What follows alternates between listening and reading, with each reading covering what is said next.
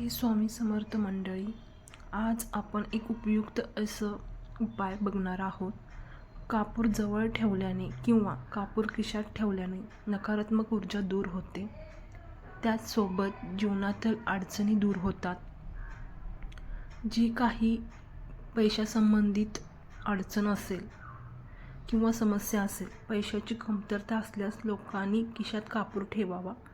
त्यामुळे पैसा टिकून राहतो आणि पैशाची कमतरता दूर होते.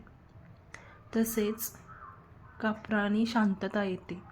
तुम्ही जर तणावात असाल तर कापूर खिशात ठेवल्याने त्यामुळे तुमचं मन शांत राहील आणि आरोग्य सुधारेल.